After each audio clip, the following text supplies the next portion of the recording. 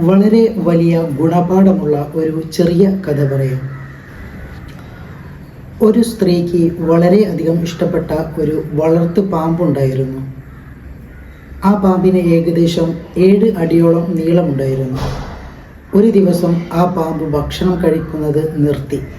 ആഴ്ചകളോളം പല മാർഗങ്ങൾ പരീക്ഷിച്ചിട്ടും ആ പാമ്പിനെ തീറ്റിക്കാൻ ആ സ്ത്രീക്ക് കഴിഞ്ഞില്ല.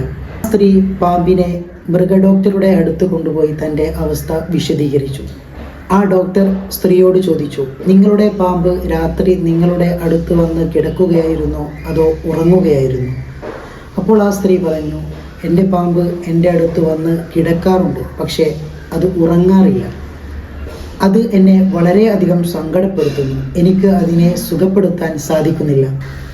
മൃഗഡോക്ടർ ആ സ്ത്രീയോട് പറഞ്ഞു, മേഡം, നിങ്ങളുടെ പാമ്പിന് അസുഖമില്ല. അത് നിങ്ങളെ തിന്നാൻ തയ്യാറായിക്കൊണ്ടിരിക്കുകയാണ്. പാമ്പ് എല്ലാ ദിവസവും നിങ്ങളുടെ ശരീരത്തിൻ്റെ അളവ് എടുക്കുകയാണ്. അതിനാൽ പാമ്പ് എത്ര വലുതായിരിക്കണമെന്ന് പാമ്പിനറിയാം. പാമ്പ് ഭക്ഷണം കഴിക്കാതിരിക്കാൻ കാരണം അതിന് നിങ്ങളെ ദഹിപ്പിക്കാൻ മതിയായ സ്ഥലം ആവശ്യമാണ്. കഥയുടെ ഗുണപാഠം: നിങ്ങളുടെ ചുറ്റുമുള്ള എല്ലാവർക്കും നല്ല ഉദ്ദേശം ഉണ്ടാകണമെന്നില്ല. ചിലർ നിങ്ങളെ ആക്രമിക്കാനുള്ള അവസരം കാത്തിരിക്കുകയാണ്.